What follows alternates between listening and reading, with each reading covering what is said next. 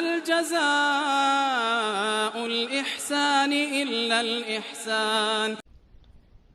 Est-il permis d'utiliser la main gauche pendant qu'on mange sans manger avec? Naam, comme dit Cheikh Ibn Uthaymin, il dit que par exemple des fois, tu as par exemple, tu as la main par exemple, yani qui est, comme c'est dit ici, attendez,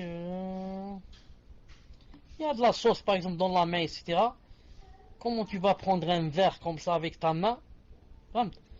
Il a dit par exemple, c'est possible par exemple de mettre le verre par exemple, de le poser par exemple sur la main gauche. Vous comprenez? Je le pose sur la main gauche, mais quand je suis en train de boire en fait, je prends avec la main droite. La gauche juste, j'ai mis comme ça, comme un point sous la bouteille là pour que ça m'aide, pour que la bouteille ne tombe pas. Ma main est glissante. Non. Donc l'essentiel c'est quoi? C'est de ne pas prendre la nourriture et de la mettre dans la bouche avec la main droite. C'est ça l'essentiel. Ne pas prendre la nourriture avec la main gauche et la mettre dans la bouche. Mais il faut la prendre avec la main droite pour la rentrer dans la bouche. Sinon, on peut s'aider avec la main gauche.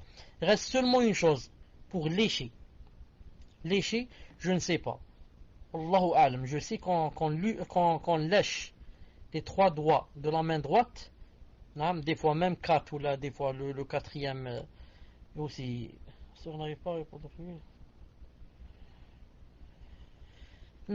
Reste pour la main gauche. Est-ce qu'on peut la lécher ou pas? Inch'Allah ta'ala, si j'aurai un jour la réponse, je vous répondrai.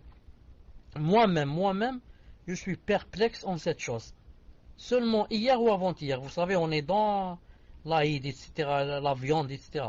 Seulement hier ou avant-hier, j'ai mangé et j'ai trouvé que j'avais les doigts de la main gauche qui étaient eux aussi glissants, parce qu'ils sont rentrés dans la sauce.